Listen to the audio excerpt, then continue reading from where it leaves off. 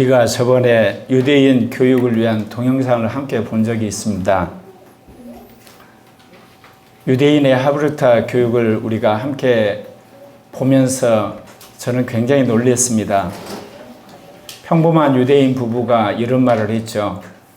자녀는 신이 준 선물이다. 우리가 지금까지 알기는 유대인들은 하나님의 노용을 받아서 저렇듯 나라를 잃어버리고 방랑한 백성이 됐다 그렇게 알고만 있는데, 평범한 유대인 가정에서 자녀를 신의 선물이라고 그들에게 말하는 거 보면서 정말 유대인에게는 이 여호와에 대한 신앙이 뼛속 깊이 뿌리 박혀 있구나. 비록 율법적이고 전통적이지만, 그러면서 제가 기존의 기독교 교육을 보면서 제가 절망을 했어요. 아, 유대인 교육과 기독교 교육은 상대가 안 되는구나. 특별히 그때 우리가 봤던 그 유대인 부부가 자녀를 8명인가 낳았댔는데, 그 평범한 그 부부가 자녀 교육을 감당을 못하니까 유대인 공동체가 그 학비를 보조인 걸 보면서 가정에서 자녀를 키우는데 유대인 공동체가 뒤에서 뒷바라지하면서 저렇게 유대 민족이 똘똘 뭉쳐 교육을 하니 정말 세계를 휘어잡는다는 건 당연하겠구나. 그거를 제가 보면서 우리가 말하는 기독교 교육 안에 너무나 자기 자녀 중심의 이기적인 교육으로는 정말 따라갈 수 없겠구나. 또다시 내가 좌절을 했어요. 그러면서 과연 우리가 기독교 교육에 있어서 우리 어린아이들을 교육할 때 유대인 교육을 우리가 뛰어넘을 수 있는 길이 뭘까? 결국은 우리가 믿는 삼위일체 하나님의 삼위적 계시에 있다. 그 외에는 따라갈 길이 없겠구나. 왜냐, 부모들이 뱃속에서부터 그렇게 수천 년 내려온 유대인 교육에 의해서 하브르타 교육을 시키고 자녀를 신의 선물이라고 믿어버리는 그런 부모들, 어렸을 때부터 구제라든지 재정에 대한 훈련을 시키고, 그리고 토요일이면 부모가 자녀를 데리고 와서 계속해서 하브르타 교육을 시키고, 교육비가 부족하면 유대인 공동체가 도와줘서 결국은 8명 모두를 다 교육시키도록 도와주는 공동체, 이길 방법이 없겠구나. 더더욱 그들이 여러 친척들과 살면서 벌써 3, 4교육을 어렸을 때 마스터해버리는 그런 민족. 그러면서 이걸 이길 방법은 우리가 삼위일체 하나님의 삼위적 계시로 사는 아이들을 교육해야 되겠다. 그렇게 했지만 막상 지난 세월을 돌아봤을 때 우리 교회가 세대 복음화의 목숨 건 교회지만 체계적인 교육을 하지 못했구나. 그런 반성도 많이 하게 됐습니다. 그래서 오늘 어린이 주일에 우리 어린이들은 물론이고 청소년, 청년, 장년일까지 우리가 살아가는 데서 중요한 5가지 교훈에 대해서 말씀드리려고 합니다. 이것은 모두에게 해당되는 것이지만 어렸을 때부터 이 5가지가 뼛속 깊이 인생 철학이 되었으면 합니다. 첫 번째, 미래 세대는 삼위일체 하나님과 관계를 최우선적으로 해야 합니다. 우리가 믿는 하나님은 유대교에서 말하는 유일신 하나님이 아닙니다. 우리가 믿는 하나님은 아버지와 아들과 성령이 한 하나님이심을 저희가 믿습니다. 유대인이 믿는 단일신하고 우리가 믿는 삼위일체 하나님의 차이를 아시죠? 온 우주 가운데 홀로 계시는 하나님께서 당신의 아들 예수 그리스도를 이 땅에 인간으로 보내셔서 우리의 죄와 죽음과 마귀로부터 해방시키시고, 그 예수를 믿는 자들 안에 성령이 직접 오셔서 우리에게 위로하여 주시고 믿음을 주시고 계시하여 주시고 우리에게 생수를 주시고 우리에게 능력을 주시고 권능을 부으시는 삼위일체 하나님을 믿는다 그렇습니다. 그렇기 때문에 우리가 어렸을 때부터 비록 아이들이 잘 깨닫지는 못하지만 계속해서 이 삼위일체 하나님에 대한 신앙과 그 교통함을 우리가 계속해서 강조를 해야 되고 그런 체험이 있어야만 하는 겁니다. 여러분 금요일 은사집회 때 그거 보셨죠? 사실 어떤 의미에서 이강욱 간사님하고 김마리 간사님이 기쁨이를 낳았을 때 굉장히 곤욕스러웠잖아요. 왜냐하면 얘가 귀에 물이 차고 안 들려서. 근데 지금 와서 얘가 하나님의 은혜로 치유가 되고 나서부터 믿음이 생긴 거예요. 예전에 제가 너가 진짜 믿는 게 뭐냐 그랬더니 다른 애들은 뭐 방언하는 거예요, 뭐 환상 보는 거예요. 그다음에 뭐 이렇게 주님이 나에게 뭐 이렇게 영혼 몸의 성결을 이루셨어요. 그런데 얘는 뭐냐? 제 병을 낫게 해준 하나님이요. 그 이야기를 하더라고요. 이게 이제 얘가 계기가 돼가지고 부모님 말을 마음에 새겼는지 모르지만 금요일날 여러분 보셨죠? 굉장히 영적으로 탁월한 아이로 변해가는가. 그러니까 자기가 하나님의 은혜로 병이 나았다는 그것이 자기 치아가 되니까 이제 모든 삶 속에 하나씩 적용하기 시작하는 거. 그리고 또 이게 나라를 보면서 나라가 아침마다 전쟁을 하면서 엄마한테 오고 같이 와가지고 오자마자 자잖아요. 새벽 예배 교회에 잘 오네. 참 독특해요. 그런데 하나님께서 그 마음을 보시고 영감을 준 것 같아요. 학교 생활이나 사회생활 보면 그렇게 내가 봐도 썩 이렇게 마음이 안 드는데, 그런데 문제는 그 영감 안에서 아이가 자기 삶을 변화시켜가는 것. 그런 걸 보면서 제가 새삼스럽게 우리가 유대인 교육과 싸워 이길 수 있는 길은 삼위적 계시로 훈련하는 거다. 그렇게 제가 확신을 하게 됩니다. 그러나 우리가 너무나 이러한 부분을 늦게 깨달아서 어떻게 보면 지금 있는 어린아이들 세대, 그 위에 있는 청소년이나 청년 세대는 참 미안하지만, 그러나 우리가 이걸 깨달으면 청소년도 청년도 장년도 삶의 획기적인 변화가 있으리라 믿습니다. 하나님의 권세에 굴복하며 하나님께 예배하는 것을 최우선적으로 삼는 삶이 필요합니다. 여기서 하나님 아버지의 그 창조하심과 경륜에 대해서 굴복하는 겁니다. 그리고 그분을 경외하는 것. 마태복음 22장 37절에 예수께서 이르시되 내 마음을 다하고 목숨을 다하고 젖을 다하여 주 너희 하나님을 사랑하라 하셨으니, 제가 요즘에 다시금 주님한테 믿음의 훈련을 받고 있습니다. 그 믿음은 다른 것이 아니라 그동안은 한 38년 동안 제 종교개혁에 대한 어떤 신학이라든지 전략이라든지 영성, 은사에 대한 리더십에 대한 훈련을 받았는데, 말하자면 이게 일종의 제 개인적인 이론적인 훈련이었어요. 신학적인 훈련. 근데 요즘에 와서는 실천적인 훈련을 주님이 말씀하세요. 그건 뭐냐?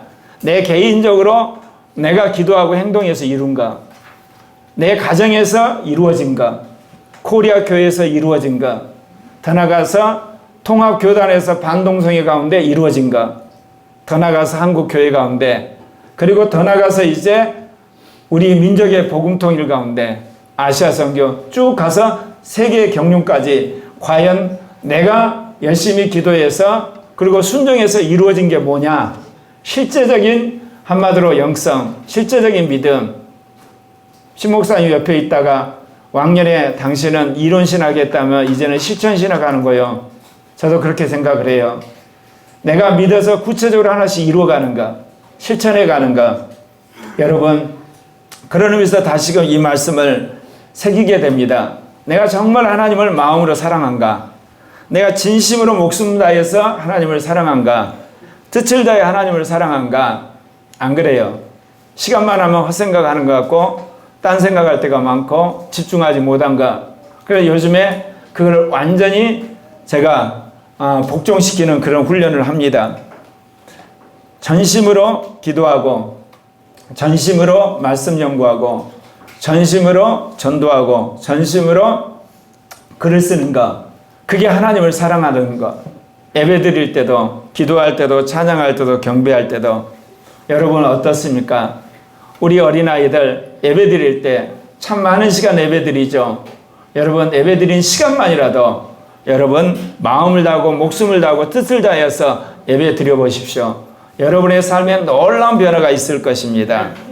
하나님은 영이시니 예배하는 자가 영과 진리로 예배할지니라 주님 말씀하셨습니다. 하나님의 영 안에서 우리가 진리로 예배할 때 하나님 우리의 예배를 받으시고 여러분을 하나님이 기뻐하시는 영으로 인치시리라 믿습니다. 그리고 우리가 두 번째로 무엇보다도 주님의 십자가 부활의 복음을 믿고 성경으로 가치관을 세워야만 하는 것입니다. 우리가 구원받은 것은 예수의 십자가 부활입니다. 절대로 우리의 공로가 아닙니다. 여러분이 주일 예배에 나왔다고 천국 가는 게 아닙니다. 여러분이 선한 일을 했다고 천국 가는 게 아니에요. 여러분이 정말 구제 많이 했다고 천국 가는 게 아니에요. 만약에 여러분이 그거를 주장한 날부터 이제 여러분 안에 계시는 성령은 이제 침묵하기 시작하고 계속해서 자기 의를 주장하고 자기 왕국을 생각하고 자기 자랑을 하기 시작하면 나중에 성령이 떠나버리십니다. 그렇기 때문에 우리는 죽는 날까지 우리가 항상 감사해야 될 것은 뭐냐? 예수님의 십자가 부활로 말미암아 내가 구원받았다는 이 믿음의 의, 예수 그리스도의 의, 은혜의 의를 여러분 꼭 믿으셔야만 됩니다. 이것을 벗어나기 시작하면 아무리 위대한 사람이라도 마지막 주님 앞에 여러분 버림받은 자가 되는 겁니다. 뿐만 아니라 우리는 성경의 가치관을 세움으로 하나님이 기뻐하는 자가 되어야 되는 거 아니겠습니까? 제가 몇 번 이야기했지만 제가 이번 중국 폐렴을 통해서 하나님께서 제2 종교개혁을 본격적으로 하시는구나 제가 경험했어요. 하나님께서 세계의 모든 나라들의 정치 시스템, 경제, 교육, 문화 모든 걸 올스톱시켜서 지금 세계를 다시금 주님께서 뒤로 가게 하죠. 그래서 뭐라고 하느냐면 세계화는 논리적으로 종결됐다 그렇게 이야기하죠. 전부 국가주의로 후퇴하고 있습니다.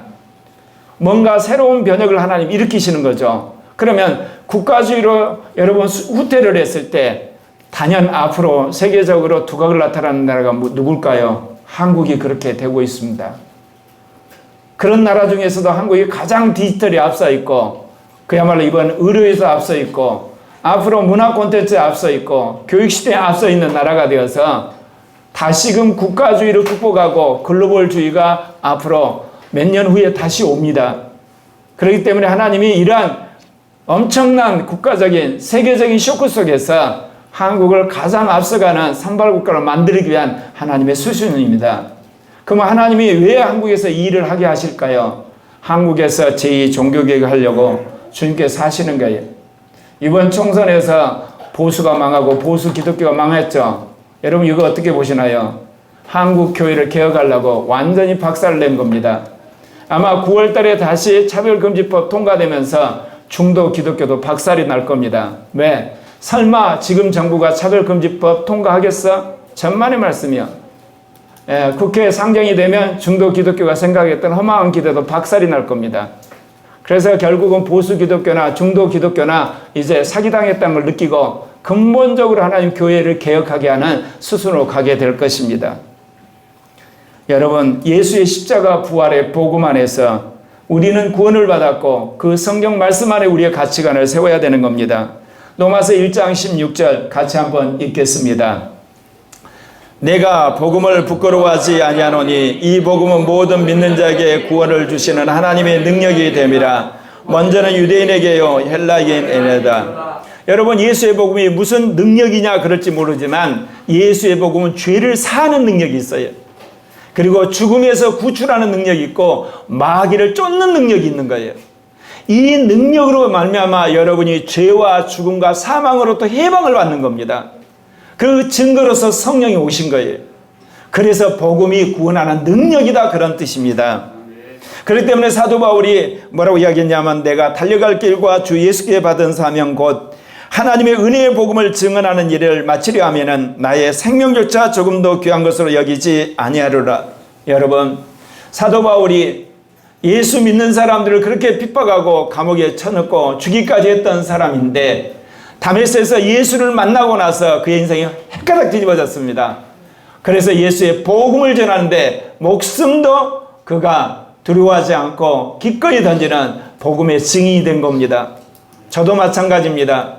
38년 전에 진리가 뭐냐 고민을 하다가 정신병 일보 직전에 갔었는데 성령을 받고 나서 하나님이 살아계시고 예수님이 부활했던 걸 믿고 나서부터 사실 이 부활의 신앙으로 지금까지 온 겁니다. 그래서 수많은 사람들이 그런 이야기해요 저한테. 목사님 같이 인테리가 어떻게 그렇게 행동파가 되고 어떻게 뭐 운동가가 되고 실천적이 되냐. 사람들이 이해를 못하죠. 제가 배운 지식으로 말하면 저도 글이나 쓰고 멋있는 이야기나 하고 아주 나이스하게 사람들한테 설득이 나는데 저는 성령을 경험하면서 부활을 제가 확신하게 됐거든요. 그렇기 때문에 사실 무서운 게 없어요. 왜? 죽으면 부활할 텐데요. 여러분, 죽음이 무섭지 않으면요, 세상에 무섭고 하나도 없는 거예요. 무슨 핍박이 무렵나요? 조롱이? 그 사람들의 삿대질하는 것이 그 별거 아니에요, 여러분. 그러니까 제가 진리라고 믿고 옳다고 믿으면 그야말로 밀고 땡끝처럼 가거든요. 여러분, 정말 예수 그리스도가 나를 위해 죽고 부활했다는 걸 믿으십니까? 정직하게 여러분 자신을 보셔야 돼요.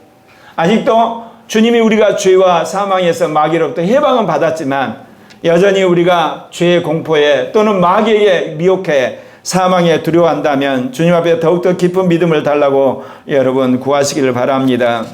또한 세 번째, 우리가 성령과 교통하면서 영의 법으로 살아야만 하는 겁니다. 데살로니가전서 5장 16절 18절에 항상 기뻐하라, 쉬지 말고 기도하라, 범사에 감사하라, 이것이 그리스도 예수 안에서 너희를 향하신 하나님의 뜻이니라. 여러분, 성령 받은 그리스도의 특징이 뭡니까? 기도하는 겁니다. 그리고 감사하는 것입니다. 찬양하는 것입니다. 교통하는 겁니다. 이게 성령 받은 사람의 특징인 거예요, 여러분. 물론 그러다 보면 은사도 나타나고 환상도 보고 계시도 보고 그러지만 제일 중요한 것은 기도하는 겁니다. 여기서 말한 기도라는 것은 일방적으로 올리는 기도만을 말한 게 아니라 받는 기도를 말합니다. 쌍방향 기도. 그것이 정말 필요해요. 내가 한국의 기독교인들을 보면서 참 답답한 건 뭐냐? 하나님이 이 우주 만물과 한국 역사를 지금 주도해 가시잖아요. 주도해 가는데 기독교인들을 만나면 전혀 이 역사 속에 인도하시는 하나님에 대한 깨달음이 없어요. 세상 사람은 똑같이 세상 사람이 하는 대로 그런 이야기를 해요. 한국의 진보적인 기독교인들은 뭐야? 북한과 평화적 통일이 가능해요. 그렇게 주장해요. 가능하나요? 절대로 불가능해요, 여러분. 공산주의와 민주주의는 상극이에요. 우리가 적화 통일을 하든 북한이 적화 통일을 하든지 우리가 자유민주 통일을 둘 중에 하나가 되지 절대로 두 개 중간지대는 없어요. 근데 진보적인 신학자라고 목회자라는 사람이 그걸 떠버리고 돌아다녀요. 정신 나간 사람들이에요.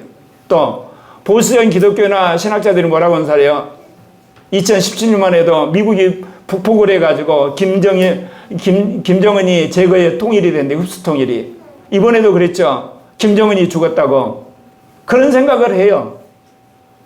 어쩌면 말이 안 되는 생각을 그렇게 하는가? 제가 그런 거 보면서 느껴요. 과연 그런 사람들이 성령 받은 사람인가? 정말 하나님의 인도를 받고 이 역사를 해석하고 있는가? 진보든 보수든 제가 보면서 깜짝 놀라는 거예요. 왜 그러냐? 성령의 교통을 하지 않으니까. 육신적인 이성으로 판단하니까 그렇죠. 한쪽에서는 좌익으로서 얼마든지 통일할 수 있어 착각하고 있고 한쪽은 보수 날마다 흡수 통일을 가단 헛된 망상 속에 사로잡혀 있는 거예요. 그럼 방법은 뭐겠어요? 결국은 북한 정권이 무너지고 나서 결국은 남한 정권이 바뀌고 평화통일이 되는 겁니다. 그때서야. 제가 왜 이런 이야기 하느냐? 영을 따라 살아가게 되면 사람들이 보지 못하는 하나님의 음성을 듣고 하나님의 깨달음이 있어요. 물론 저도 실수했죠. 지난 대선 때 안철수 밀었던 거. 그러나 저는 이제 그랬던 거고 사실 이번에도 나름대로 보수가 이기를 원했지만 하나님의 심판하는 걸 보면서 정말 하나님께서 세계사적인 문명의 전환과 한국 사회의 엄청난 하나님의 심판을 통해서 확실히 제2종교교육을 하고 교회 개혁을 하고 민족 봉통을 위해서 새로운 시대를 여는구나. 제가 그걸 확신하게 된 겁니다. 왜 여러분에게 이런 이야기 하냐? 여러분 영을 따라 사셔야만 됩니다. 하나님의 인도하심에 대해서 우리가 더 민감할 필요가 있어요. 여러분 로마서 8장 1, 2절 이 말씀 너무너무 중요합니다. 같이 읽겠습니다. 그러므로 이제 그리스도 예수 안에 있는 자에게는 결코 정죄함이 없나니 이는 그리스도 예수 안에 있는 생명의 영의 법이 죄와 사망의 법에서 너를 해방하였습니다. 이게 얼마나 중요하냐면 여러분 성경에 있는 내용 구약 성경을 보게 되면 거기에 내용이 이렇습니다. 인간이 죄를 짓고 잘못했으면 어떻게 할 거냐? 하나님 앞에 가서 제사를 지내야 돼요. 짐승의 제사. 그리고 또한 절기를 지켜야 되고 그 다음에 그들이 정결 예식을 지켜야 되는 거예요. 또 하나가 뭐냐? 그들이 성경에 있는 계명대로 십계명을 지켜야 되는 겁니다. 그런데 인간이 죄를 짓고 잘못하고 그야말로 육신적으로 살았을 때 그들이 지어야 할 모든 제사는 예수님의 십자가의 피로 다 완성이 된 거예요. 이게 성경에서 이스라엘 백성이 가서 제사 지내야 될 거, 예물을 바쳐야 될 거, 예수 그리스도의 피가 다 끝냈어요. 그러니까 우리가 말하는 속죄제나 속건제나 화목제나 소제나 번제나 이스라엘 백성이 지어야 할 모든 제사는, 그리고 심지어 그들이 드리는 그야말로 할례나 그 모든 걸 예수의 피로 끝난 거예요. 그런데 그걸 하고 나면 뭐가 남냐? 여전히 십계명을 지키라는 것, 윤리를 지키라는 것, 거룩하게 살라는 명령이 남아있어요. 그 명령을 어떻게 지키냐면 예수 믿고 나서 영이 우리 마음속에 계명을 새기는 거예요.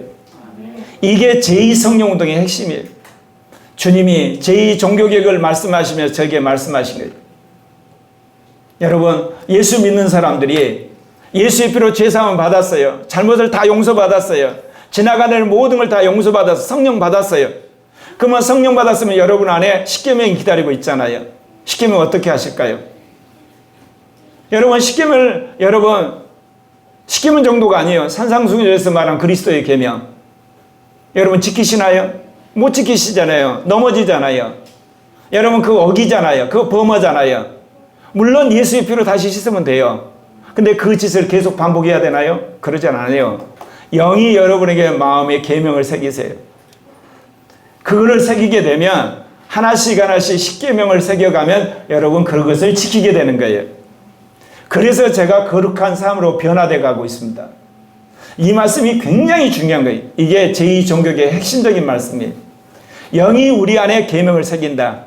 영이 우리 안에 법칙을 새긴다. 영이 우리 안에 명령을 새긴다. 영이 우리 안에 주님의 말씀 윤리를 새긴다. 그렇기 때문에 그 사람이 적어도 믿음을 가지고 있는 한 그 법칙대로 살아야 되는 거예요. 그렇게 되는 거예요, 여러분. 네. 여러분 얼마나 여러분 마음속에 이 영의 법이 새기셨나요? 안 새겼으면 여러분들은 얼마든지 타락할 수가 있어요. 법이 딱 새겨진 사람은요, 그 법이 완전히 뽑히기 전까지는 타락할 수가 없어요. 이게 참 중요한 거예요, 여러분.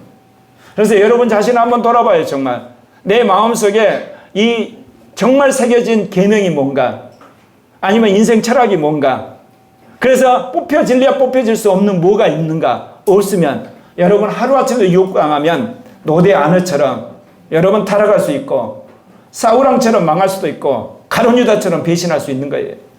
교회를 30년 다녔어도요. 예. 그렇게 되는 겁니다, 여러분. 이게 주님이 우리에게 주신 가장 중요한 말씀입니다. 그리고 결국은 영의 법에 새긴다면 어떻게 살아야 됩니까? 로마서 18장 13절 14절. 그 다음에 법이 새겨진 사람이 살아가는 방식이에요. 같이 읽겠습니다. 너희가 육신대로 살면 반드시 죽을 것이로되 영으로서 몸의 행실을 죽이면 살리니 무릇 하나님의 영으로 인도함을 받는 사람은 곧 하나님의 아들이라. 그렇습니다. 여러분 영의 법에 새긴다고 해서 육신을 안 사나요? 죄는 아니어도 육신적인 게 얼마나 많아요. 그게 나중에 자기를 압도하게 되면 또다시 멸망의 길로 가요. 그런데 영으로 몸의 행실을 죽이게 되면 그는 분명히 영생의 길로 들어간다, 그 이야기입니다. 잠언 4장 5절에서 지혜를 얻으며 명철을 얻으라. 내 입의 말을 잊지 말며 어기지 말라. 오늘 여러분에게 준 지혜가 뭘까요? 또다시 이 말씀드립니다. 영의 법이 새겨진 여러분 되시기를 바랍니다. 그 영의 법이 여러분 마음속에 깊이 박히면 박힐수록 여러분은 타락할래야 타락할 수가 없어요. 다른 일에서 실수해서 죄질 수 있어요. 근데 금방 예수의 피로 씻어요. 왜? 안에 있는 영이 그대로 두지를 않아요. 안 그러면 여러분을 징계하든지 고통을 당하게 해요. 그래서라도 회개를 시켜버려요. 근데 왜 사람들이 타락하냐? 마음속에 영 안에 새겨진 법이 하나도 없는 거예요. 그냥 믿음으로 살다가 어느 날 유혹이 오게 되면 믿음이 홀라당 넘어져가지고 신천지 같은 데 가는 거예요. 여러분 그렇게 되는 거예요. 여러분이 정말 정직하게 돌아봐야 돼요. 하나님께서 우리가 삼위일체 하나님과의 관계 속에 살아가는 것, 하나님 앞에는 전심전력으로 권위복종하고 예배하는 자, 예수 그리스도의 복음으로 늘 내가 넘어질 때마다 우리의 죄를 씻고 그 복음에 굴복하는 사람이 되는 것, 성령 안에 교통하면서 영의 법이 새겨진 대로 살아가는 사람, 이것이 우리 어린아이들에게 꼭 새겨야 할 삼위일체 하나님과의 신앙입니다. 두 번째, 미래 세대는 내가 어떤 존재인지 알아야 합니다. 삼위일체 하나님을 알면 알수록 내가 어떤 존재를 알게 됩니다. 아직도 자기가 누구인지 모르는 사람은 삼위일체 하나님을 제대로 모르는 사람입니다. 칼빈이 그랬습니다. 하나님을 알면 알수록 자기를 알게 되고 자기를 알면 알수록 하나님을 알게 된다. 이게 서로 계속해서 상승작용을 일으키게 돼 있어요. 나 같은 자가 이렇게 약하고 무능하고 게으르고 정말 나같이 연약한 자인데 하나님 은혜로 감사하다 그러면 하나님 은혜를 부으셔서 삼위일체 하나님 누군가가 더 깊어져요. 그럴수록 거꾸로 내 자신을 보니까 더 내 흠과 티와 이런 것들이 보이는 거예요. 이게 상승작용이 되게 돼 있어요. 그런데 우리는 어떻습니까? 나를 잘 모릅니다. 그 이야기는 삼위일체 하나님을 잘 모르는 겁니다. 예. 겉으로만 알고 다닌 거예요. 관념적으로만. 성경을 믿음으로 성령이 내가 어떤 존재인 걸 가르쳐 주신 겁니다. 제가 성령 받기 전에는 제가 괜찮은 사람인 줄 알았어요. 더더욱 제가 바울 서신을 제대로 알기 전까지는 그래도 괜찮은 크리스찬인 줄 알았어요. 내 성령이 바울 서신을 통해서 완전히 저를 난도질해 버린 거예요. 그러니까 제가 이 반동성애 운동을 하죠. 제가 요즘 몇 번 이야기했죠. 내가 총대 가려고 후보 좀 해라 그랬는데 시찰에 있는 사람들이 똘똘 뭉쳐가지고 저를 이렇게 후보로 추천 안 했어요. 옛날 같으면 제가 그들을 안 있죠. 항의를 했죠. 그리고 위원장하고 대판 싸웠어요. 제가 이야기하니까 저 사람도 그 목사님 뭐라고 그러냐. 왜 그 목사님 나가지고 그렇게 난리를 피냐고. 내가 할 수 있는 게 하나도 없는데 왜 나가고 난리 치냐고. 전화 가지고 한 30분 동안 싸웠어요. 내가 찾아갔어요. 보니까 그 임원회 안에서 진짜 위원장이 따로 있더라고. 텃세를 딱 부리니까 나이 적은 이 위원장이 발언권을 가지고 있지를 못해. 그 이야기 딱 듣고 나서 내가 그랬어요. 문 목사 미안해. 내가 그것도 모르고 자네를 들들 볶은 거. 내가 그동안 자네한테 들들 볶은 거 사과할게. 그러니까 그 위원장 목사님은 제가 위원회에서 할 일이 하나도 없습니다. 다 끝발 있는 전임자들이 다 주장하면 저는 할 말이 없습니다. 보니까 그래요. 그러니까 화해하고 왔어요. 금요일 날은 또 문서 하나 이게 도장받을 일이 있어서 갔어요. 갔더니 도장을 찍어주면서 커피 믹스 하나 주더라고. 여러분, 싸울 때는 싸워도 여러분이 사감으로 싸우지 않으면요, 진리가 밝혀지면 화해가 가능해요. 네. 그거를 내가 경험한 거예요. 왜냐면 내가 죽어버렸거든. 내 이익을 위해 싸우는 게 아니거든. 이게 상대방도 그걸 딱 안 거야. 이게 자기 권리가 없으니까. 선임자들이 다 좌지우지하니까. 형님 아시죠? 내가 할 수 있는 일이 하나도 없습니다. 내가 위원장이지만. 알았어. 무슨 이야기인지 아시겠죠, 여러분? 성령이 나란 존재를 가르쳐 주시는 거예요. 로마서 3장 20절 같이 읽으십시다. 그러므로 율법의 행위로 그의 앞에 의롭다 하심을 얻을 육체가 없나니 율법으로는 죄를 깨달음이라. 여러분, 정말 좋은 교회가 어떤 교회일까요? 목회자부터 어린아이까지 성경의 율법을 보면서 자기 악한 것을 정말 아는 교회예요. 그거 남을 판단해 쓰는 게 아니라 자기에게 먼저 적용하는 교회. 이게 멋있는 교회인 거예요, 여러분. 여러분, 교회가 계속 초신자들이 들어와요. 그럼 교회가 문제가 없겠어요? 계속 문제 있게 돼 있어요, 여러분. 그러니까 교회가 문제가 없다? 그건 말이 안 돼요, 여러분. 근데 문제는 어떤 교회냐? 그거를 사람들이 문제를 일으켰는데 성경 말씀을 들이대면 그걸 보고 굴복하고 회개하는 교회. 죄는 많은데 회개가 터지는 교회. 이게 좋은 교회인 거예요, 여러분. 네. 우리 교회는 그런 게 없는데 거짓말이에요. 전부 죄를 어때요? 꾹꾹 누르는 거예요. 밖으로 드러나지 않게끔. 그거는 외식하는 교회가 되는 거예요. 율법적인 교회. 성경은 어떤 책이냐? 디모데후서 3장 16절 10절 잘 아시죠, 여러분? 모든 성경은 하나님의 감동으로 된 것으로 교훈과 책망과 바르게 함과 의로 교육하기에 유익하니 이는 하나님의 사람을 온전하게 하며 모든 선한 일을 행할 능력을 갖추게 하려 함이라. 제가 책을 많이 읽었다고 그러지만 사실 제가 별로 유식한 사람이 아니에요. 그러나 평생 내가 씨름한 책이 있어요. 성경이에요. 성경 갖고 모든 걸 다 풀어요. 철학과 신학과 그 다음에 윤리와 역사와 종말과 인간의 모든 걸 풀어요. 그래서 성경을 제가 가장 좋아하는 사람이 된 거예요. 여러분, 여러분 성경 보면 잠이 오고 성경 보면 뭔가 이게 떨떠름하고 성경 보면 왠지 이렇게 거꾸로 온 사람도 회개하셔야 돼요. 이유 불문 없고. 정말 회개하셔야 됩니다. 이거는. 왜냐? 자기가 그만큼 육신적인 거예요. 인간적인 거고 세상적인 거고 믿음 별로 없는 거예요. 여러분. 성경을 볼 때마다 성경이 마음속에 와닿고 그 말씀이 여러분 안에 콕콕 찔르든 감동을 주든 성경이 가까워져야 되는 거예요. 특별히 교회 지도자가 되고 하는 사람들 성경과 씨름하셔야 돼요. 두 번째, 성경을 읽다 보면 어때요? 내가 선과 의와 생명과 진리로 살기를 원하는데 항상 어때요? 악과 죄와 사망과 거짓 가운데 있는 자기 자신을 발견하는 것. 이게 정상인 거예요, 여러분. 이게 안 발견이 된다. 아직도 자기 위에 사로잡혀 있는 거예요. 자기 잘난 것 때문에. 그리고 자기가 남도 선을 행한 것에 자부심에 살고 있어요. 여러분 과연 그럴 정도로 여러분 거룩하시나요? 의로우나요? 진실하시나요?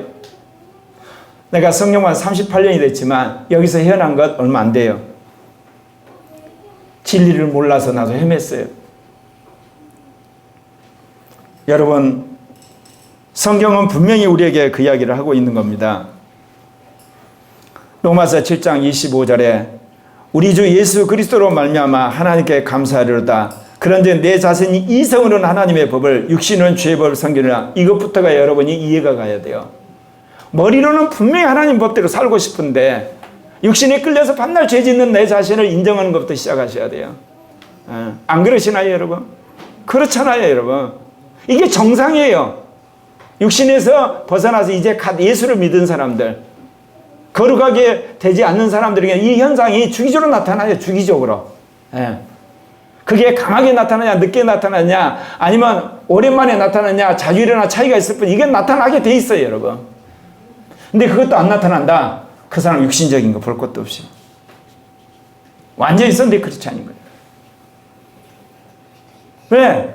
하나님 법대로 못 사는데 왜 그 현상이 안 나타나요? 하나님 법대로 살아야만 이게 없어지는데. 그래서 이제 우리가 어떻게 된다? 로마서 7장 22절 같이 읽겠습니다. 시작. 그러므로 내가 한 법을 깨달았느니 곧 선을 행하기 원하는 나에게 악이 함께다. 이게 정상적이라니까요.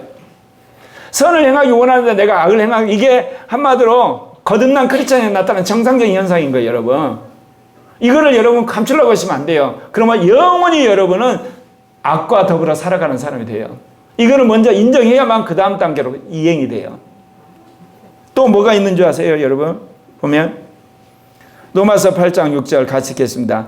육신의 생각은 사망이요 영의 생각은 생명과 평안이다. 분명히 내가 예수를 믿었는데 내가 하나님의 법을 지키려고 하는데 죄와 사망의 법으로 가고, 내가 선을 행하기를 원하는데 악을 행하고 있고, 내가 생명으로 살기를 원하는데 내가 사망에 노예하고 있는 모습이 보인다 이거예요. 이거 어떻게 해결하나요? 내가 그리스도와 함께 십자가에 못 박히는 게 믿어지게 될 때 끝장이 나요. 그 전까지 끝장이 안 나게 돼 있어요.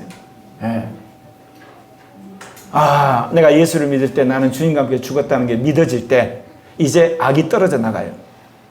여러분 사망이 떨어져 나가요. 육신이 떨어져 나가요. 그리고 여러분 세상이 떨어져 나가요. 그래서 여러분 마음속에 이제는 선만 추구하는 사람이 되어가요. 정말 의에 복종하는 사람이 되고 생명만으로 사는 사람이 되는 거예요. 진리만을 구하는 사람이 되고 얼마나 행복한지 몰라요. 지금 제가 고민하고 힘들고 어렵다고 해서 내 개인 갖고 고민하는 게 아니에요. 어떻게 하면 여러분이 변하고 더 나아가서 우리 교단이 변하고 한국이 변하고 아시아 세계가 변하는 거고 제가 고민하고 씨름하는 것이 내 개인 갖고 그런 적 없어요. 나는 그런 의미에서 행복하고 정말 하나님의 은혜를 받은 자고 축복받은 자예요. 오늘 죽어도 여한이 없어요. 그런 의미에서는. 여러분 반드시 이런 날이 옵니다. 왜냐? 내가 그리스도와 함께 죽었다는 게 믿어지는 날. 그러니까 늘 이야기했죠. 어떤 사람이 그런 은혜를 주냐? 자기 의가 박살난 사람, 자기 왕국을 세우지 않는 사람, 자기 고집을 세우지 않는 사람, 자기가 잘났다고 하지 않는 사람, 그런 사람에게 그런 은혜를 주세요. 주님이 죽어진 은혜가 딱 반대예요. 반대. 세 번째, 나는 하나님의 은혜 없이는 멸망할 수밖에 없는데 하나님의 은혜를 감사하지 않는 걸 발견하게 돼요. 제가 이 부분을 돌아보면서 참 많이 회개도 하고 요즘 돌아보게 됩니다. 얼마나 많은 은혜를 내가 받았는데, 이루 말할 수 없는 은혜. 물론 지금 객관적으로 봤을 때는 아직도 지층에 있는 목사고 교인 몇십 명밖에 안 되는 목사지만 받은 말씀이나 하나님 준 약속으로는 어마어마한 주의 약속과 은혜를 받은 거네요. 너무너무 놀라운 일인데 거기에 비해서는 하나님에 대해서 내가 너무 인색하구나. 그거를 내가 돌아보면서 그걸 봐요. 예. 여러분 어떠시나요? 여러분 코리아교회 계신 거 복이라고 생각 안 하시나요? 교회가 작으니까 별별 아니에요, 여러분. 첫째 부활의 말씀을 받았고 여러분 이기는 자의 말씀을 받고 임마누엘 복음을 받았어요. 나는 여기 있는 우리 어린아이들 이대로 있게 되면 정말 세계적인 인물이든 저는 확신을 해요. 하게 돼 있어요. 왜? 인생이 고쳐질 수밖에 없거든. 여기 있는 한은요. 모든 사람이 영적으로 성숙하는데 그 사람만 그대로 계속 뒷걸음질에 있을 것 같습니까? 공동체가? 중보기도를 하게 되고 권면을 하게 되고 하나님의 계시를 전해주고 예언을 하게 되고 그걸 말 안 들으면요 인생 가운데 어려운 일이 닥치는데요. 그럼 결국 회개할 수밖에 없고 그러면 결국 어때요? 자기 길을 갈 수밖에 없죠. 올바른 길을 갈 수밖에 없죠. 떠나면 별 문제지만 떠나지 않는 사람 그 인간은 변하게 돼 있어요. 네. 코가 깨서 변하든지 은혜를 받아갖고 그야말로 놀라운 기적으로 변하든지 변하게 돼 있다고요. 여기에 붙어있는 한은. 왜? 제가 그대로 둘 리가 없고 간사님들이 그대로 둘 리가 없고 집사님들이 그대로 둘 리가 없으니까. 네. 정말입니다. 이게 공동체의 힘이에요. 네. 나는 특별히 지금 있는 어린아이들, 청소년들, 청년들 기대가 돼요. 왜냐? 우리 때 쌓은 이 기초 위에 하나님께서 앞으로 민족과 아시아 세계 가운데 일을 시작하실 때 누가 하겠어요? 지금 있는 어린이들, 청소년, 청년들이 날개 달고 세계에 퍼뜨리면서 일을 할 거거든요.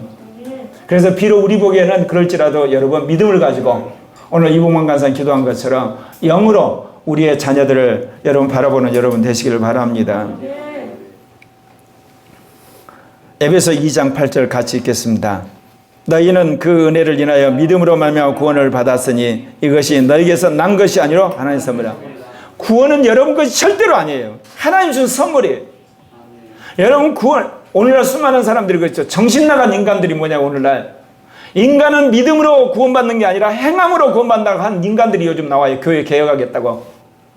특히 손봉호 장로 같은 정신 나간 장로 그만뒀으면 좋겠어. 여러분 행함으로 절대로 구원받는 게 아니에요. 그럼 행함은 뭐냐? 믿음의 증거예요. 믿음의 증거일 뿐이에요. 은사도 믿음의 증거일 뿐이에요. 교회 다니는 것도 믿음의 증거일 뿐이에요. 믿음 자체가 없으면 아무 소용이 없어요. 하나님이 주신 구원의 믿음은 선물이에요. 그래서 하나님 앞에 우리는 감사하는 거예요. 이거를 여러분 마음속에 확실히 새기셔야 돼요. 왜 교회가 문제가 있는 줄 아세요? 교회 오면 나름대로 수고를 하잖아요. 헌금도 하고 여러분 전도도 하고 찬양대도 하고 교사도 하고 그리고 어떤 사람 자기 전자산 집어넣기도 하고 심지어 어떤 사람은 정말 사람들 치유한 데 돌아오고 신방 다니고 그럼 얼마나 힘들어요. 수고하잖아요. 근데요 자가 안 죽으면요 그것이 꼭 보상으로 돌아와요. 그런데 자기보다 못한 사람이 먼저 장로 되거든요. 자기보다 안 된 사람이 먼저 쉽게 말해서 권사 되는 거예요. 그럼 참겠습니까? 그때부터 교회는 시끄럽기 시작하는 거예요. 네. 봉사하면 죽었어야 되는데 헌신하면서 그야말로 십자가에 못 박혔어야 되는데 정말 열심히 교회를 위해 섬기면서 자기 악함을 알고 그야말로 그리스도와 함께 죽었어야 되는데 안 죽은 거예요. 한국교회의 모든 문제가 그런 거예요. 여러분 손봉원 장로가 십자가에 못 박힌 것 같아요? 팔팔 살아있어요. 네. 한국교회를 생각하면 저런 짓 하면 안 돼요. 뭐라고 이야기한 줄 아세요? 동성애는 그야말로 파리 같은 거고 세습 문제나 탐욕 문제가 낙타라고 그랬어요. 낙타. 완전히 거꾸로 이야기한 거예요. 여러분 하나님의 은혜로 우리는 구원받았고 하나님의 은혜 아래 살다 보면 영적 세계가 어떤 걸 알게 돼요. 고린도전서 2장 12절에 우리가 세상의 영을 받지 않고 오직 하나님으로부터 온 영을 받았으니 이는 우리로 하여금 하나님께서 우리에게 은혜로 주신 걸 알리라. 정말 성령을 따라 살아간 사람은요 하나님의 은혜로 주신 것이 눈에 보여요. 느껴지고 깨달아져요. 그러니까 겸손해지는 거예요. 그래서 사도 바울이 고린도서 5장 10절에서 그러나 내가 나이된 것은 하나님 은혜로 된 것이니 내게 주신 그의 은혜가 헛되지 아니하여 내가 모든 사도보다 더 많이 수고하였으나 내가 한 것이 아니요 오직 나와 함께 하신 하나님의 은혜로라. 여러분, 인간이 자기를 모르게 되면 내가 남의 돕는 것을 기억하면서도 남이 나를 도와주는 것을 망각합니다. 특히 우리 어린아이들, 청소년, 청년들 잘 생각해 보세요. 여러분 엄마 아빠들이 얼마나 고생해서 여러분을 여기까지 오게 했는가. 그건 까마득히 잊었고 자기가 잘나서 자기가 똑똑해서 자기가 영리해서 된 줄 알고 착각해요. 여러분이 있기까지 돌아보면 수많은 사람들의 손길과 도움과 은혜가 있었어요. 성령을 받고 은혜를 깨달은 사람은 거기에 대해 감사하게 되는 거예요. 이런 이야기 해도 돼요. 꼭 5월달이 되면 인사를 하는 선교사님이 계세요. 배재영 선교사님, 김선자 선교사님. 제가 이렇게 성민교회에서 훈련시킨 제자도 참 많거든요. 잊지 않고 꼭 이렇게 인사를 하고 안부 전하고 오면 꼭 전하고 그래요. 별로 내가 도와준 건 없지만 늘 마음속에 있어요. 가서 선교도 잘하지만 참 이렇게 은혜의 사람이구나. 그런데 가서 선교를 아주 잘해요. 제가 그랬거든요. 평신도 선교사로 필리핀 선교사로 간다길래 그러지 마라. 한국 문화 속에서는 목사가 되고 사모가 돼야만 가서 사역을 제대로 한다 그러니까 순종해서 들어와가지고 신학교 1년인가 재수를 해가지고 신학교 들어가가지고 신대원 3년하고 전도사 2년하고 부목사 4년인가 10년 만에 선교사로 갔어요. 근데 하나님께서 도와주셔서 지금 필리핀에서 사역을 참 잘해요. 제가 보면서 느껴요. 은혜를 아는 사람 하나님 은혜를 부으시는구나. 세 번째, 미래 세대는 다양한 인간관계 훈련을 해야 합니다. 오늘 시간이 가더라도 여러분 각오를 하셔야 되겠습니다. 오늘 이 시대에 우리 아이들 인간관계 훈련을 해야 됩니다. 왜냐? 사회가 급변하고 있고 우리가 만나는 사람들이 너무나 다양해요. 첫 번째, 권위에 복종하고 권위를 사용하는 법을 배워야 돼요. 이게 너무너무 오늘날 이 젊은이들, 청소년 어린아이들에게 약해요. 부모들이 이 부분에 훈련을 안 시키세요. 여러분, 아무리 민주화돼도 사회에 권위가 있어요. 직장에 권위가 있고 국가에 권위가 있어요. 그 권위를 복종하고 권위에 사용하는 법을 배운 사람만이 지도자가 돼요. 여러분 직장에서 여러분 생활을 쭉 해보시면 알겠죠. 처음에는 똑똑하고 일 잘하는 사람이 필요해요. 근데 오래 지나다 보면 그런 사람들이 기피해요. 잘난 체하고 그리고 치받고 이런 사람들 다 기피해요. 그 사람이 상사가 돼도 사람들이 다 싫어해요. 왜 그러냐? 권리를 남용하든지 권리를 예를 들면 치받았든지 내가 가진 권위를 잘 사용해야 되고요. 그리고 다른 사람 권위 밑에 있으면 순종하셔야 돼요. 로마서 13장 1절에 각 사람은 위에 있는 권세들에게 복종하라. 권세는 하나님으로부터 나지 않음이 없나니 모든 권세는 다 하나님께서 정하신 바라. 제가 문재인 대통령 비판하지만 비판하는 게 또 있어요. 동성애하고 사유주의. 그 외에는 비판 안 해요. 왜? 그 잘못 비판을 하나님 나한테 징계하시거든요. 여러분 지도자 비판할 때 명확한 죄만 비판하셔야 돼요. 애문 것 같고 그 지도자 밀어내고 여러분 그 자리 차지하려고 하게 되면 나중에 여러분이 꼭 그대로 당하게 돼 있어요. 아무리 민주적 사회라고. 꼭 그걸 기억하셔야 돼요. 우리 아이들을 그거 훈련시켜야 돼요. 예. 자유분방 놔두시면 안 돼요. 훗날 아이가 지도자 됐을 때 분명히 문제 일으켜서 결국은 초기에 낙마합니다. 또 하나 훈련할 게 있어요. 그건 뭐냐? 밀고 당기는 훈련해야 돼요. 특히 경제적인 문제, 이해관계에 있는 문제. 예를 들면 연봉 문제라든지 이런 협상할 때 밀고 당기는 거, 물건 살 때 오늘날 얼마나 이게 경제적 이해관계 중요합니까? 네, 직장에 들어갔을 때 사람들과 밀고 당기는 훈련을 하셔야 돼요. 잠언 25장 9절 같이 읽겠습니다. 시작. 너는 이웃과 다투거든 별로만 하고 남의 은밀한 일은 누설하지 마라. 그 문제 가지고 밀고 당기는 훈련들 잘해야 돼요. 크리스찬들이 이거 못하거든요. 한 피해버리든지 아니면 대판 싸우든지 둘 중에 하나만 해요. 그런데 싸우지도 말고 피하지도 말고 계속 밀당을 잘하는 훈련 시켜야 돼요. 특별히 사업할 아이들, 사회생활 하는데 정치할 사람들. 이거 필요한 거예요, 여러분. 앞으로는 더욱더 그래요. 세 번째, 남을 섬기면서도 담대하게 복음을 훈련하는 거 해야 돼요. 우리는 섬기라 그러니까 복음 전할 때도 못 전하고 완전히 쥐구멍으로 들어가면 안 돼요. 복음을 전할 때는 담대하게, 평소에는 섬기는. 고린도서 9장 16절 같이 읽겠습니다. 내가 복음을 전할지라도 자랑할 것이 없으면 내가 부득불 할 힘이라. 만일 복음을 전하지 않으면 내게 화가 있을 것이로다. 아멘. 예, 그렇습니다. 우리가 복음을 전할 때는 담대하셔야 돼요. 그러면 하나님이 여러분을 지켜보세요. 예, 미움받아 관계없어요. 그러나 평소에 섬기셔야 돼요. 평소에 까칠하게 여러분 사람들이 왜 군림하면서 복음 전하면 사람들 웃어버려요. 요즘에는 진짜요. 완전히 요즘엔 정신병자 취급하는 거예요. 민주화 시대이기 때문에 평소에 여러분이 섬기셔야 돼요. 희생하고 참고. 그러나 복음 전할 때는 단호하셔야 돼요. 그럴 때 사람들이 거기에 쇼크를 먹고 복음에 대해 생각을 하게 된 거예요. 근데 복음을 그야말로 무슨 물건 떨이처럼 여러분 생각하시면 안 돼요. 교회에 대해서. 로마서 12장 14절 같이 읽겠습니다. 너희를 박해하는 자를 축복하라. 축복하고 저주하지 말라. 근데 어떻게 박해하는 자를 축복하고 여러분 저주하지 않겠어요? 여러분 옛사람이 죽으시면 가능해요. 여러분 안 죽거나 이게 안 됩니다. 안에 이렇게 누른 거 이때 때 되면 복수해버려요. 욕을 해버리든지 아니면 뒤통수를 치든 흉을 보든지 아니면 결정적 순간에 그 사람이 힘들 때 그냥 확 집어넣어가지고 밟아버리든지. 인간은 그렇게 돼 있어요. 여러분 예수를 믿어 똑같아요. 옛사람이 안 죽으면. 근데 옛사람이 죽어지면요 정말 불쌍해져요. 그 사람이. 그렇게 되는 거예요. 여러분.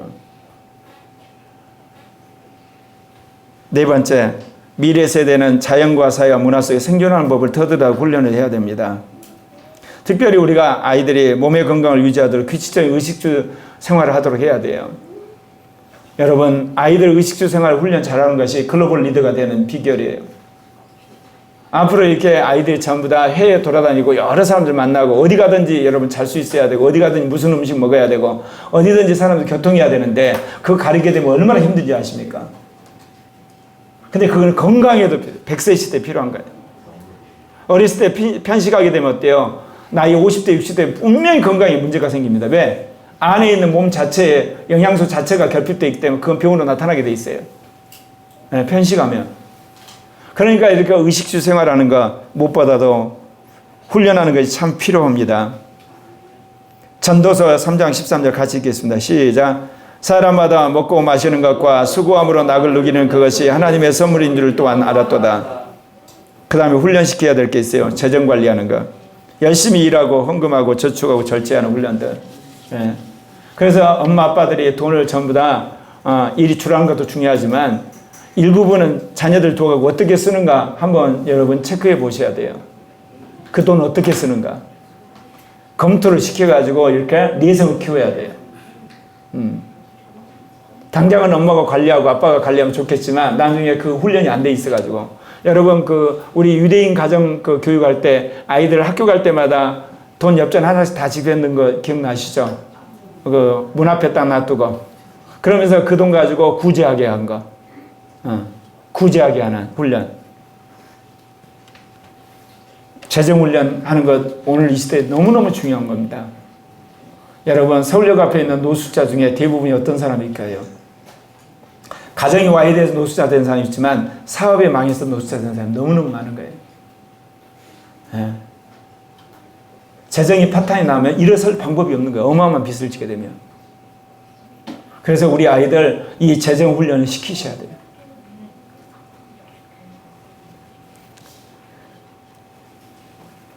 신명기 14장 22절. 너는 마땅히 매년 토지 소산의 11조를 드리며. 여러분 왜 저축하시나요? 여러분 늙어서 여러분이 그야말로 생활하기 필요하잖아요. 근데 여러분 교통사고 나면 어떻게 할 거예요? 여러분 불치병 걸리면 어떻게 할 거예요?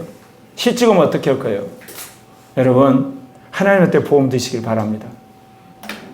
하나님 감사해서 11조를 바치지만 또한 그거는 하나님 보시기에 보험이에요. 근데 진심으로 하셔야 돼요. 억지로 하면 아무 소용없고요. 그럼 하나님 그걸 보시고 여러분 분명히 책임지시는 거예요. 그리고 우리가 안식을 위해서 자연과 더불어 살아가는 지혜. 오카노 목사님이 당신이 돌아가기 직전에 후회한 거 몇 가지가 있었어요. 하나가 뭐냐? 가족을 돌보지 않은 것. 예.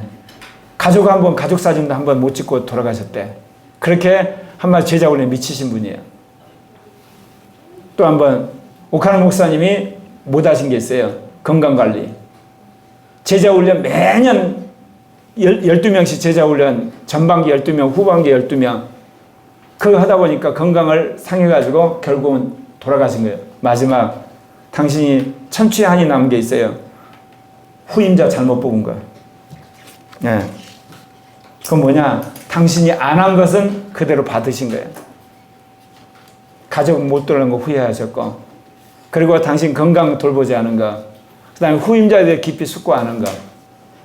여러분 건강 100세 시대, 우리 아이들 열심히 자기 몸 관리하는 거 정말 중요합니다. 편식, 그런 문제들. 이제 마지막입니다. 간단히 이야기하고 끝내겠습니다. 앞으로 시대에 더욱더 중요한 겁니다. 미래 세대는 나를 돕는 영들과 공격한 영을 분별해 대처해야 됩니다. 제가 늘 이야기했죠. 이 우주를 싸고 있는 사단과 악한 영들이 이제 점점 하늘로 내려오고 있다고 지금. 왜냐하면 전 세계 5대양 6대 복음이 전파되니까 사단의 권세가 꺾어져요. 악령들의 권세가 꺾어지니까 하나님이 하늘로부터 이 사단과 악한 영을 이게 몰아붙이니까 이 지구의 악의 밀도가 심해지는 거예요. 여러분 동성애 합법화도 사실은 악한 세력이 강해져 가는 거 그런 거예요. 오늘날 엽기적인 그런 죄악들이 많은 거 있죠. 그런 건 뭐냐 전부 다 사단이 하늘로부터 땅으로 쫓겨오니까 그래요. 악한 영들이. 더 그래요. 더 말할 수 없는 일들이 벌어지거든요. 이럴 때 우리 어린아이들이나 청소년, 청년들, 장년들도 인간의 배후에 악한 영이 역사한다는 걸 알고 그걸 분별해서 이겨내야 돼요. 국가 뒤에 그 역사가 있고요. 기업 안에, 학교 안에, 교회 안에, 가정 안에, 사회 안에, 개인 안에 이 악한 영들이 있어요. 그러니까 이거를 합리적 설명이 안 돼요, 여러분. 여러분이 그걸 분별해 내셔야 돼요. 우리 아이들에게 그런 영적인 분별력이 있어야 돼요. 인간 생활의 배후에 악한 영들이 있다는 것. 근데 가장 중요한 분별의 기준이 있어요. 요한일서 4장 1절에 사랑하는 자들의 영을 다 믿지 말고 오직 영들이 하나님께 속하였나 분별하라. 많은 거짓 선자 세상에 왔다. 하나님께 속한 것이 가장 중요한 분별이 있어요. 그 영이 예수 그리스도가 이 땅에 인간으로 온 것을 인정하냐 안 하냐. 이게 가장 기본적인 여러분 분별력이에요. 그거를 시인하면 하나님부터 온 거고 거부하면 악한 영으로부터 온 거예요. 이게 가장 중요한 거예요. 그 위에 이제 몇 가지가 있죠. 성경이 하나님 말씀으로 인정하느냐 안 하냐. 인정하면 그건 하나님부터 온 영이고 거부하면 한마디로 거짓 영이고 주님이 세우신 교회를 인정하느냐. 다 이게 썩었다. 지옥 간다. 그런 사람들 그건 여러분 믿으시면 안 돼요. 아무리 그럴싸한 설교를 해도 그런 사람 같이 하면 안 돼요. 예수 그리스도가 이 땅에 오신 것, 성경에 대한 말씀, 그리고 또한 우리가 말하는 교회, 그리고 인간이 하나님 앞에 악한 자로서 은혜로 구원받는 걸 훼손하는 그런 이야기들, 그런 것들을 여러분이 이제 말씀 안에서 분별하는 거고, 더 중요한 건 영으로 분별을 해야 되겠죠. 예. 그것도 하루아침에 되는 게 아니에요. 교회 안에서 훈련받으면서 여러분이 영으로 분별해서 탁월한 하나님의 사람들이 되셔야만 됩니다. 근데 성령 안에서 천사들은 꿈과 환상과 기적으로 우리를 도와주세요. 히브리서 1장 14절 같이 읽겠습니다. 시작. 모든 천사들은 섬기는 영으로서 구원받을 상속자들을 위하여 섬기라고 보내심이 아니냐. 예, 그렇습니다. 민수기 20장 16절 같이 읽겠습니다. 우리가 여호와께 부르짖었더니 우리 소리를 들으시고 천사를 보내어 우리를 애굽에서 인도하여 이스라엘 백성 10가지 재앙 가운데 출애굽했죠. 자연현상이 아니에요. 천사를 보내서 그렇게 한 거예요, 여러분. 오늘 여기서 이야기하는 거예요. 그러니까 우리가 자연현상이 아닌 이상한 초자연적 현상이 일어난 건 다 천사가 개입한 거예요. 그러면 천사가 개입할까요? 거꾸로 마귀도 개입해요.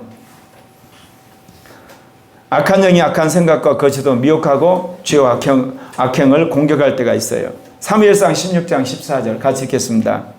여호와의 영이 사울에게서 떠나고 여호와께서 부리시는 악령이 그를 번뇌하게 한지라. 예. 악한 영이 역사를 해요. 믿는 사람이라도. 여러분 가운데 그런 생각이 있을 거예요. 그 악한 왜 김정은은 안 죽냐? 여러분, 김정일을 죽는 초자연적 역사가 일어나려면 어때요? 한국 교회가 개혁돼서 거룩해져야 돼요. 그러지 않으면 하나님 그런 기적이 일어나지 않는 거예요. 여러분, 하나님이 언제 기적을 베푸신다고 그랬어요? 예. 천칭이 이렇게 기울어져야만 역사가 일어난다고 그랬죠. 이렇게. 이렇게 올라갔다 내려갈 때 기적 절대로 행하지 않으세요. 하나님 섭리에 맡기세요. 그런데 한쪽이 완전히 거룩해지고 한쪽이 악해지면 하나님이 기적을 행해버려요. 정말 우리가 해야 할 일은 뭐냐? 우리 교회가 거룩해지고 한국교회가 개혁돼서 새로워지는 역사.